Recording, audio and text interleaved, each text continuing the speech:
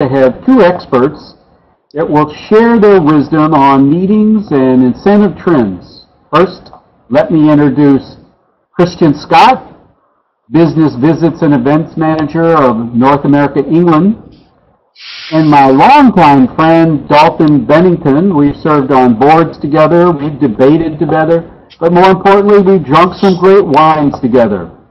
Yes, we have. Senior meeting planner at A+ Meetings.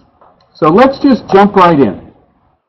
You know, groups want more and more of a cultural experience, and secondary cities have had a new infrastructure. So as we look at the trend of international meetings, can each of you tell us, from your unique perspective, why international meetings are trending upwards?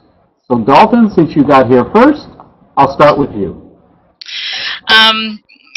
I would say I think they're trending upwards a lot due to, in general, wanderlust, that people want to experience new things, and corporations know that they need to give their people what they want.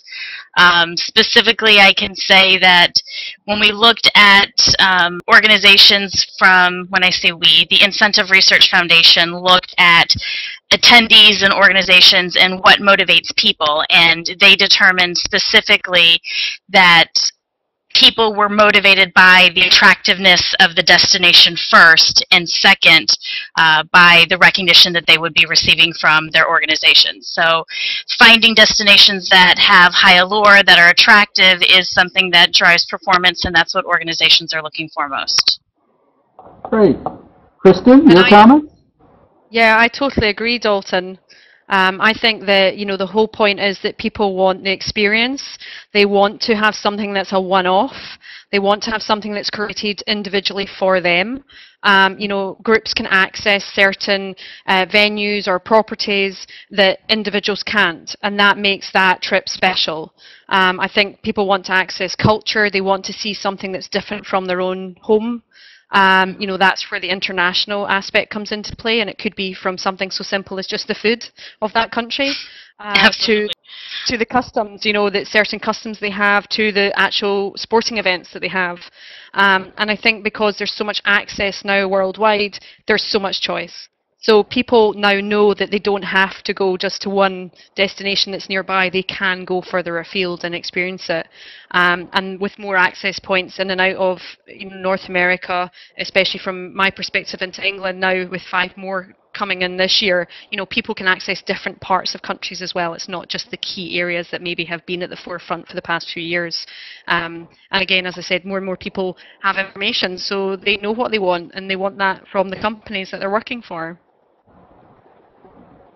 Have both of you found that the air product is better and more competitively priced? I mean, I know when I'm pricing things out, it often costs me more to go to Minneapolis, which is less than an hour haul, than it would for me to fly to England. From my perspective as a planner, I would say that air is probably one of my greatest concerns. I think airlines in general are doing an amazing job in creating a new experience that is above and beyond what it's ever been in the past. The frustration that we have as planners is to experience that it costs us more money. Airlines in general are costing more money. I used to be able to purchase a single ticket and everything was included. Now everything is kind of added on.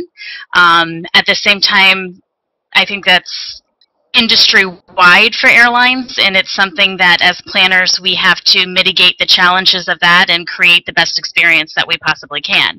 At the same time, Lyft is significantly better, so there's certainly a lot more opportunities to find group rates and be able to travel internationally and create these wonderful, unique experiences.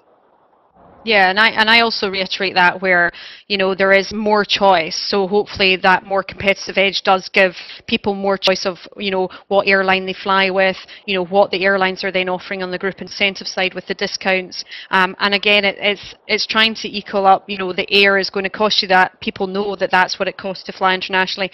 Where else can they look to maybe save on other aspects of the trip? You know, if they want that unique experience, then maybe that is just part of what the program is.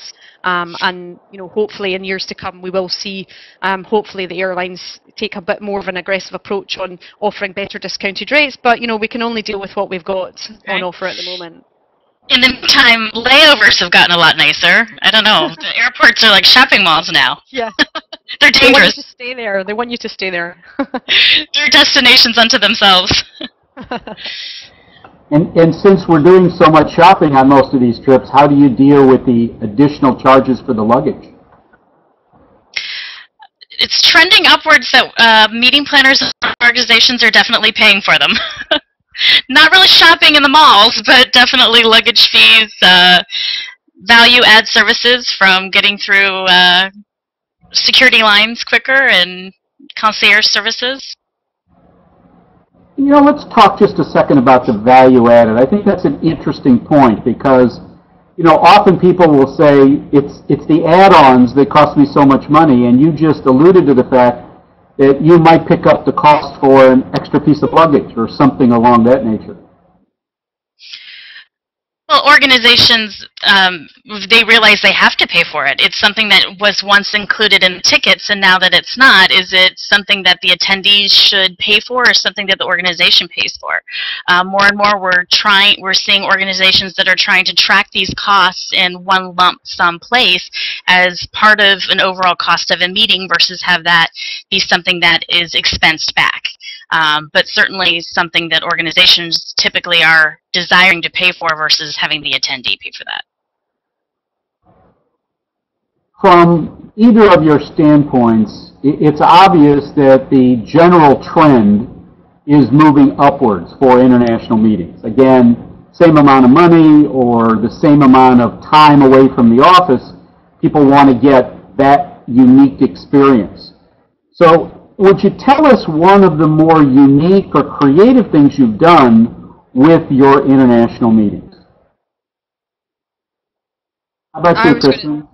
Well, I was going to say, obviously, the foreign countries are exotic. That's why people are drawn into them. It's the unknown can be a bit unnerving, but people want that. They want the unknown.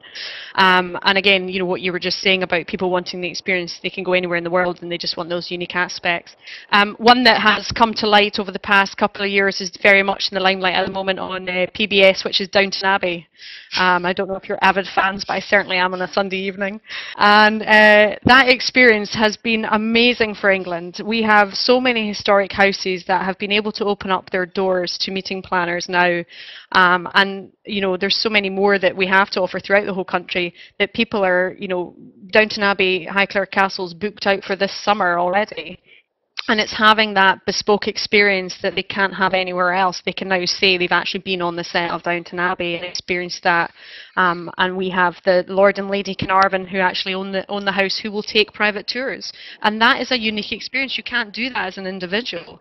So with that in mind, that's something that a group will be, will want to experience. And it opens up other opportunities for other places within England to do the same. From my perspective, internationally, I think it's very much exactly what Christine said. It's really taking advantage of what's very unique to a destination. One of the things that we're seeing a craving for is food tourism, and people are really wanting these culinary experiences that bring a culture to life, and it's creating events within destinations that showcase their individual foods, their beverages, their entertainment, and really creating a experiential activity that makes them feel that they are one within a destination and truly get a feel for everything that it is about. And we see that more and more, and it's definitely something that is a must-do for any international event.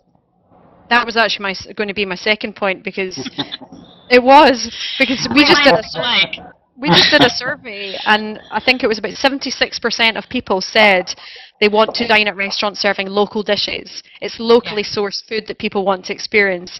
And, hopefully when it's a meeting side, it can also tick the CSR box at the same time. So, you can get good food and tick that box. But Absolutely. There's a place called The Pig that's opened up 4 properties in England, and they don't have any food that's out with 25-mile radius of where they're located. And you go as a meeting planner, you have the meeting in the hotel. They call it a restaurant with rooms. So they don't want to class themselves a hotel because they want to focus on the food side of it. They want to give the people who are there the experience. They go out to the garden with the chef or the gardener and they learn about what they're going to eat, and they don't know what they're going to eat because they don't know what's going to be available in the garden. So, you know, exactly what you're saying, Dalton, it's that kind of unique local experience that people want to have. Absolutely. I think farm to fork has gotten very popular here in the U.S. and everywhere in the world as well. And buying locally sustainable foods that are as fresh as they possibly can be oftentimes saves money and gives you a much better product. Yeah, totally agree. I love the branding of a restaurant with rooms. You know, it's such a nice twist. It makes you want to go there immediately. One of the trends that I've seen lately is things like the heavy meals and the heavy buffets have given way to more of the sampling, more of the smaller portions, but more variety. Would both of you agree that that's a trend that seems to be picking up some momentum? Yeah, I think you have to have the options. You know, you have to have the options for everyone because, you know, there goes the first opening night where everybody has a big grand opening and then it's the last night and the big ceremony of the last night. You know, people are maybe flying in from all over the world and maybe they just want a light bite. You know, they're going to have the opening speech by whoever it is in the company, and then they're retiring for a fresh day the next day. So you have to be adaptable to what the actual event, you know, is going to be like. And I think, as we've been saying, you know, there's so many different foods that they can offer. So why not try different ones? You know, why just keep one plate, you know, in front of someone? Why not offer them a different variety? I think in general, it really depends largely on the audience that you're planning events and meetings for. Definitely, instead of one large buffet, having food stations that individuals can interact with that have local food flavors are going to be more attractive. At the same time, making sure that you have enough food for the time of day and the audience and what their needs are, which I think dovetails on what Kristen, what you were saying. And definitely more options the better, the more you can make it colorful, entertaining, and things like that are also very appealing for groups. In terms of the general trending, in terms of the surveys, they're basically saying secondary cities are getting more interest. Could you kind of elaborate on that and tell me if you've used secondary cities and what you have found that they offer over the primary cities or the ones that would be more familiar to the traveler? For instance, the difference between downtown London and, let's say, Manchester or Glasgow. Sure. I mean, I've seen a huge difference over the past 5 to 10 years in secondary cities. And I think they've invested in their community and they've seen that they have got a good offering, but they needed to bring it up to an international level. They need to be able to offer those 4 to 5 star hotels, those unique venues, major events that are being hosted in their cities, and they need to offer experiences, and they're now all part of what each of these cities can offer. You know, a great example from my perspective is Liverpool, which over the years and years ago was part of the Capital of Culture, and it developed their conference centre, and now their conference centre can have up to 11,000 delegates, and it was voted the best UK conference centre at the MNIT Awards last year. So they've used what they've built on from the past 5 to 10 years and really made their city, you know, shout. It's not just about the Beatles anymore. It's, you know, about what else it can offer. And I think there's just been a major investment, and you know, they can offer value for money. You know, they can maybe offer better value for money than some of the major cities can, although they'll give them as good an experience. And also from the perspective of getting there and then getting around when you're there, it can also be easier because they're maybe in closer proximity. Maybe it's a walking city. Manchester, you can fly from 11 cities in North America. You can get through immigration between, you know, 20 minutes maybe, and it's 20 minutes in a cab into the city centre to your hotel. So it's a seamless arrival, or more seamless arrival than it could be in a major city. So I think there's just been increasing amounts of advantages using second tier cities, and I think we can see that as for Visit England, can see the increase in people being interested in properties or cities outside London. I agree. I think from again, the planner's perspective, you're seeing so many emerging markets that have a greater infrastructure. They have new, exciting activities that people can leverage. There's new properties and venues that we can take advantage of. And as our demographics of our attendees are changing and they have that significant wanderlust and they want to experience something new, there's a lot more opportunities for us to do that utilizing, you know, second-tier cities that aren't quite as well traveled to as our first-tier cities. And I see that in all parts of Europe and as well as in emerging markets. Looking, you know, like South Africa, for example, is gaining more and more notoriety as a top destination for incentives because they're actually pursuing that more and building properties and creating cultural attractions that make it much more desirable than it has been in the past. People are moving beyond just your typical cities that you've gone to in the past and doing something that's a little more unique where they can have that closer experience with individual culture, that they can really immerse themselves into it and get a greater feeling for it. In terms of the meetings that you're planning these days, how are they tracking the ROI in terms of the experience factor or the productivity factor as opposed to just the dollar and cents?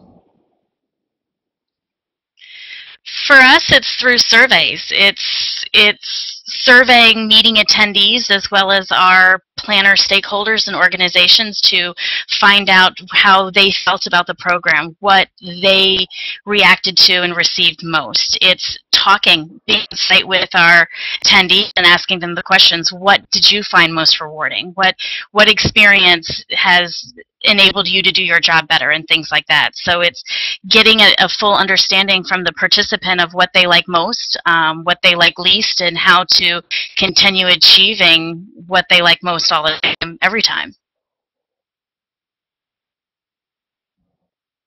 Kristen, do you have those conversations with meeting planners after they've had the event in terms of helping to establish the ROI?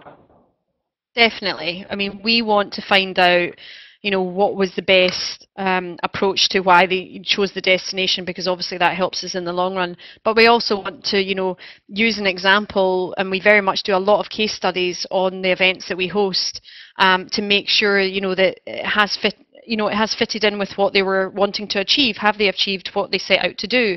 And a lot of the time it actually ends up being more industry specific. So it could be that we've helped facilitate a certain meeting that's in a certain industry. For example, it could be in the medical sector, it could be in the manufacturing sector, and we've managed to put them in touch with a city or a destination that fits the requirements, where there's maybe a relatable link, whether it be at the university or an academic or a speaker in some way. And we want to find out how that's all works so we can then grow on that. And to me, that's part of the return on investment, you know, is to make sure that there's been some helpful link that I've done as the Convention Bureau to make sure that, you know, they've got the response, or they've got the meeting in the right destination. And convention bureaus are a great resource to us as planners, so thank you for everything that you do and all the other bureaus do out there for us. Great to hear, Dalton.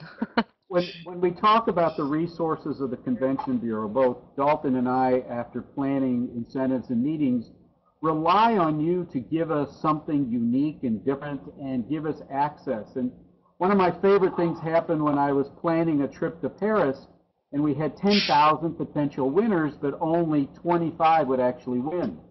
And so I asked for literature, and she said, I can't give you 10,000 brochures, but what I can do is let you talk to my printer and add into the print run and pay the same thing that we pay for the brochures themselves. And I thought that was a wonderful solution to what could have been a real problem. Yeah, and I think we've always got to keep on top of things like that. We've got to keep on our toes, and, you know, planners give us different, you know, questions every day that, you know, I might not have the answer for straight away, but I can definitely find it out for you, because that's what we're here to do. We're here to find a solution or an answer to a query or a question you have. And, you know, doing something like that when you've got a lot of people who might be interested in your country, you know, come on, I've got to expose them to as much as I can, you know. So that was a great idea from Paris. I'll keep that in mind if anyone asks me that in the future. I would say, fortunately, yeah, technology has done a lot for us now. Now, when we look at incentives with a large audience and leveraging websites and creating portals for specific meetings and create that hype. Leveraging social media has been invaluable. We've got a lot of great tools and definitely a lot of opportunities to leverage them. Let me take a little bit of a turn here, and let's talk about the out of the ordinary team building activities that are trending upwards, and how you're utilizing them with these international meetings. Christian? From my perspective, we've been seeing a lot of different variety of team building, what people are looking for. The first ones I'm going to talk about are mostly sport orientated. England is quite famous for hosting quite popular sporting events such as Wimbledon and Ascot, and we obviously had the Olympics 2012 in London, and there has been an attractiveness to have that as part of maybe a team building exercise where we go to such a large sporting event that's been sought after for a while. And a great example of that is Manchester United, which I'm sure a lot of people will be familiar with and is very popular worldwide. But now in Manchester there's actually a hotel called the Football Hotel, and it was completed last year. And a great team building exercise is they have a football pitch on their roof. So what you could do is you can have your team actually play a game up on the roof, and then you can take them to the Manchester United game afterwards as a bit of reward, depending on which team wins. But definitely we've seen like sport can be a great one for the team build. And Bear Grylls, who did a program in America last year, I don't know if you're familiar with him, he has now 4 survival camps. This is for the strong-hearted. This is for someone who, or a team who really want to find out who the weak people are and who the strong people are. But it definitely can showcase who's going to help survive in a team situation. So we've seen that kind of side of it. But you can also just do the regular, go and have a bond experience on the Thames and have a speedboat and then sip champagne in the London Eye. So you can go from something quite exotic, such as doing football on top of a roof, to sipping champagne in a bubble in London. So we've seen a variety of people wanting a different appeal depending on the exact event that they're planning, or whether it be a corporate or whether it be an incentive.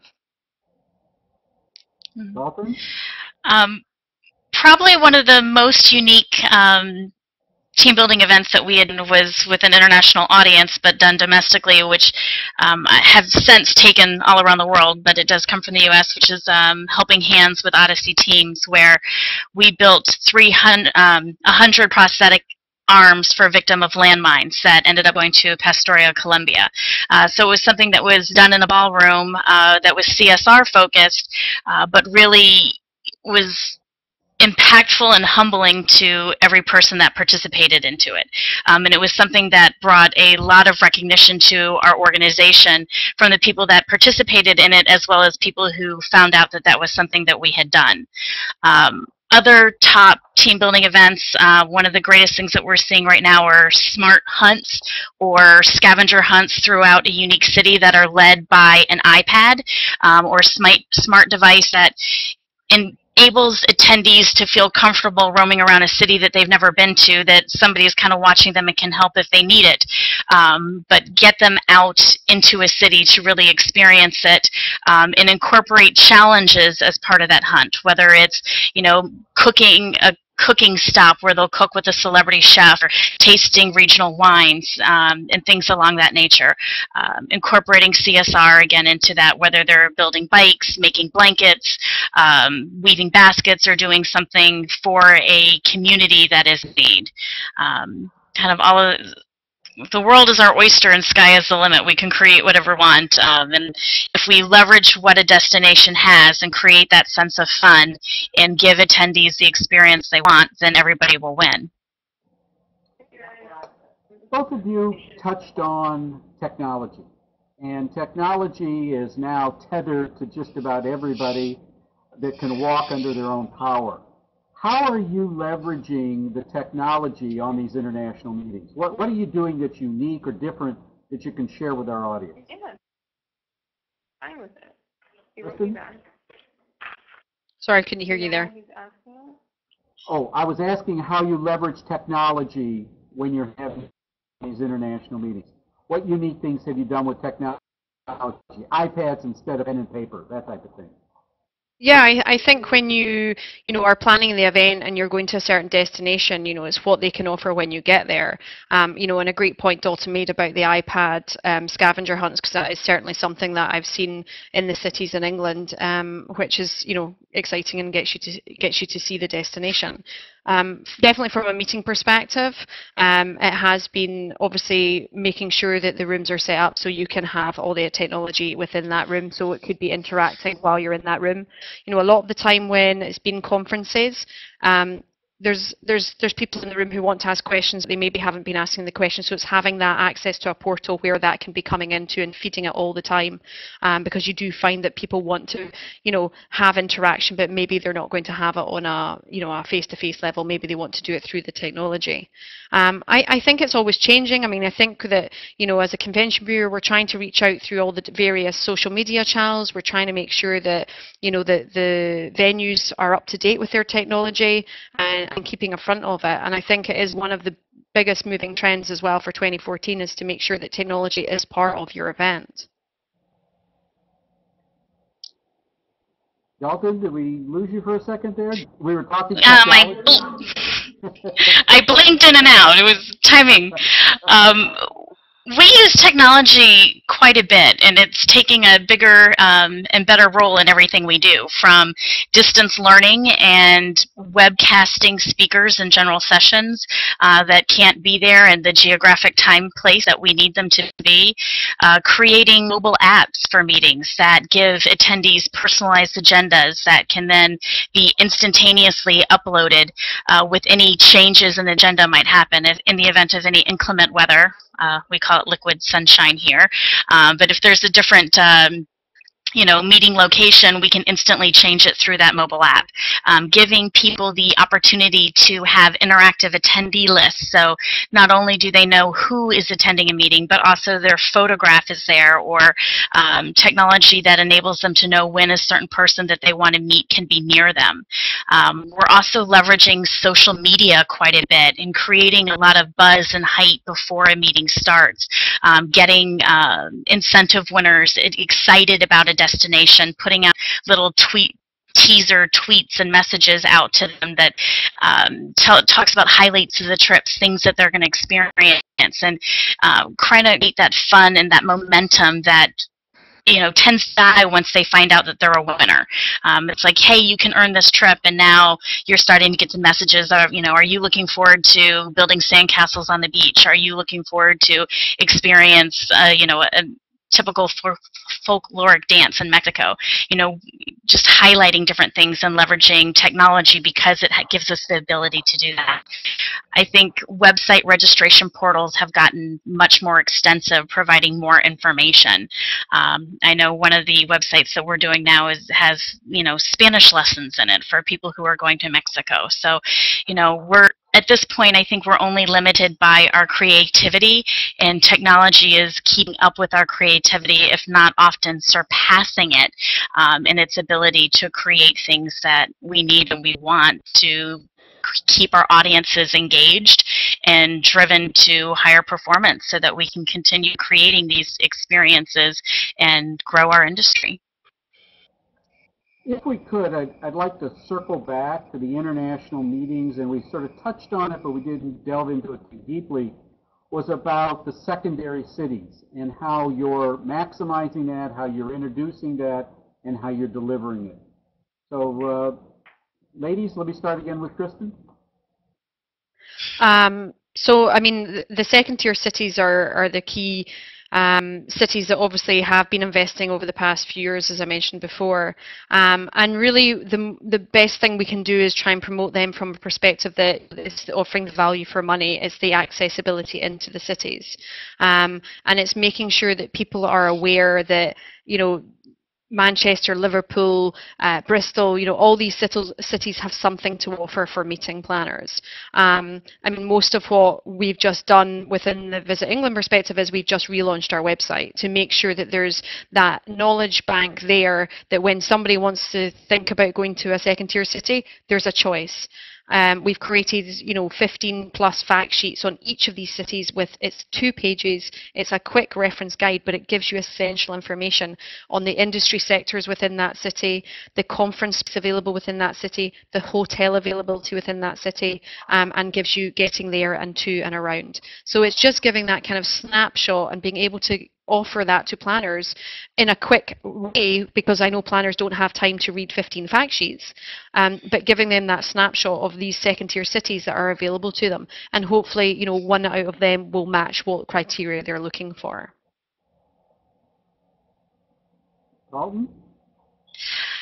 I think second tier cities often have unique cultural aspects to them that we don't have an opportunity to engage with when we're in larger first tier cities. And I think of a trip that I actually had done with Prevue magazine and several other meeting planners to Australia, where our event started in Uluru, or Ayers, and we were able to spend 3 days working and experiencing Aboriginal life in the red center of Australia and learning their ways of life, their culture, engaging in what that community is trying to do to promote tourism, but also give the Aboriginal people new ways of living that respects their heritage.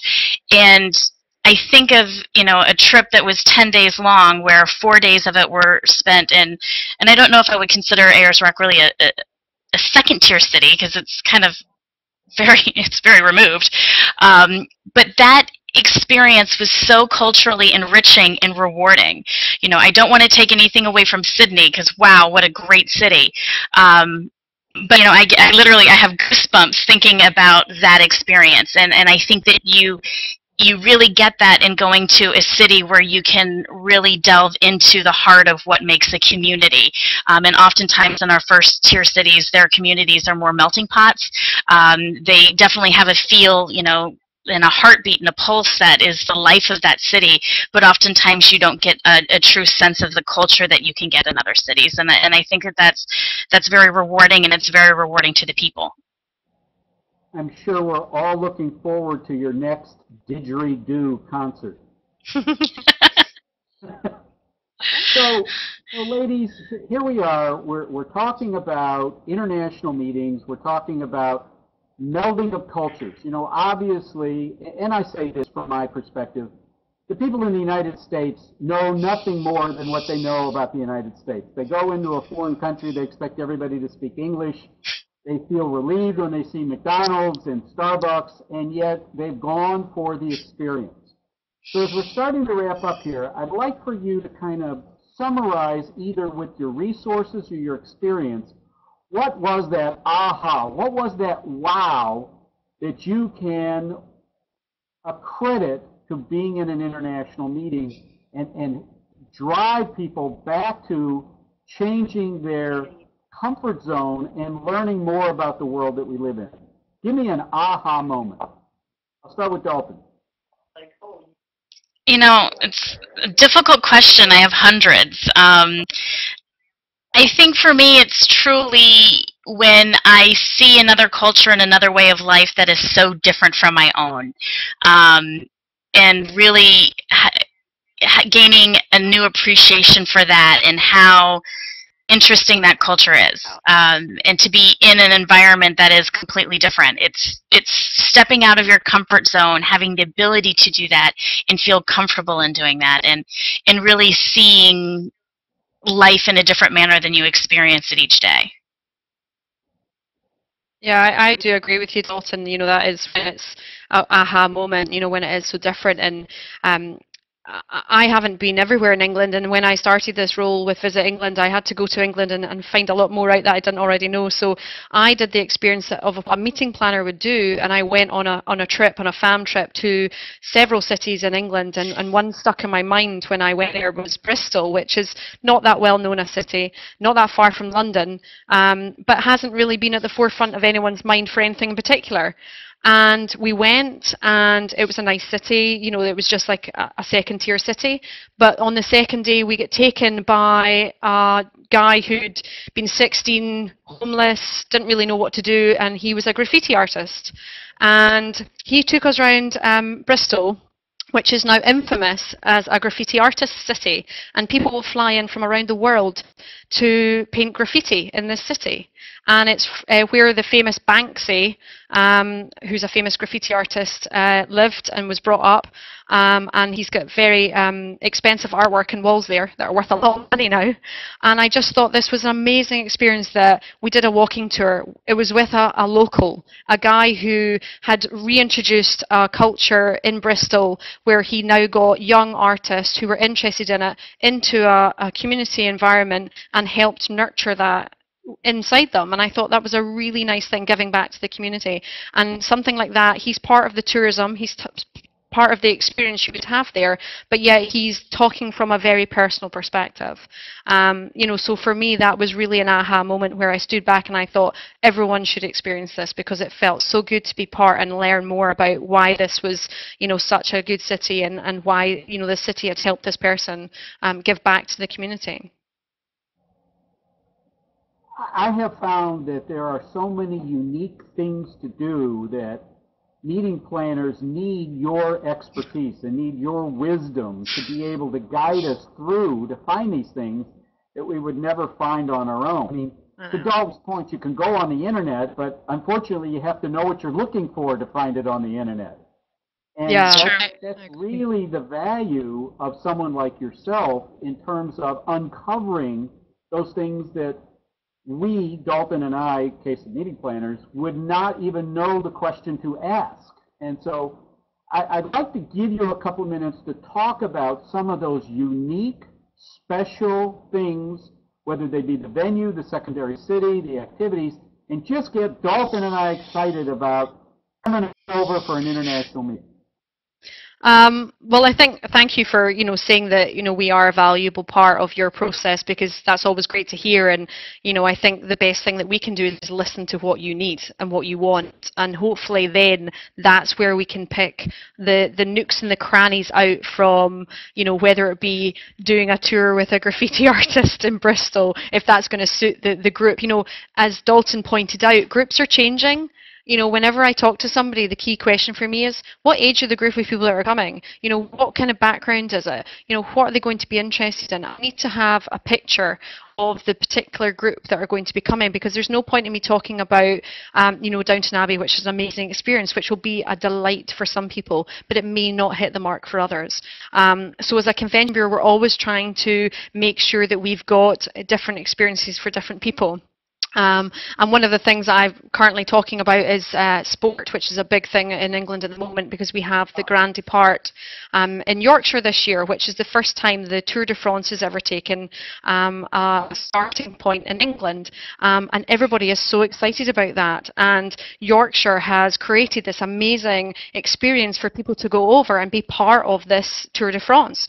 And we have Americans going over, and they're doing a cycling tour right before the Tour de France takes off, and then continuing down the path through the country that the Tour de France is taking. So people are going to actually experience what the other cyclists are doing, you know, a couple of days ahead. And I think people, when it's a unique experience like that, people get excited because they're going to be part of it, and then they can go home and they can be proud that they've participated in something that is never going to happen again. And again, from the sporting perspective, I've also been talking about Rugby World Cup 2015. I didn't think rugby was popular in America, but I found out it is. It's a growing sport.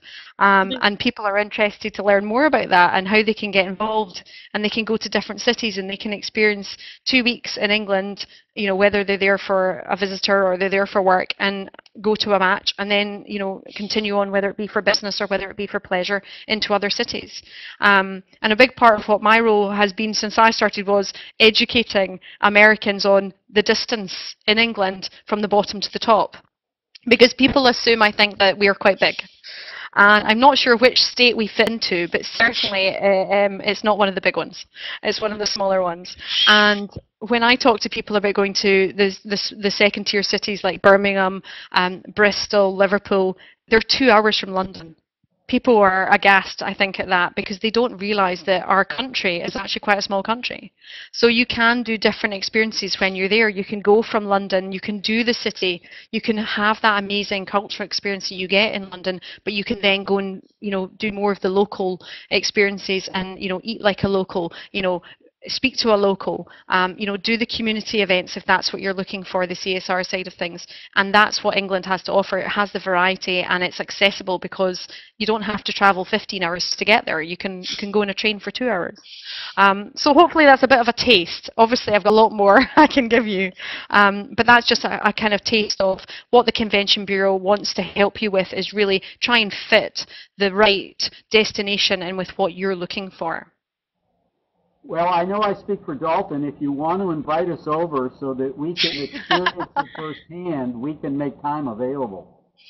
Without a doubt. We're more than happy to eat like locals. I'd love to have you. So in wrapping up, let me have 1 or 2 sentences from each of you. Why are international meetings trending up? Short and to the point. Dalton? Fulfilling the wanderlust and creating a unique experience that will showcase a new culture and broaden an individual's horizons. Kristen? People want experiences memorable, unique, and they want more bang for their buck. They want the second-tier cities that can host their event as good as a major city, but they can get the amazing experience for less. And from my standpoint, it is nothing changes if nothing changes, so don't let what you think you know prevent you from learning what you need to know. And we all need to know about international things and why they're trending up. You guys have been absolutely terrific. I want to thank you for your time, and I'm going to announce the winner of the $100 Fab4 gift card, and that is Michelle Marr. Michelle, congratulations. Thanks everybody for attending. You have a great day. Thank you. Bye. Bye.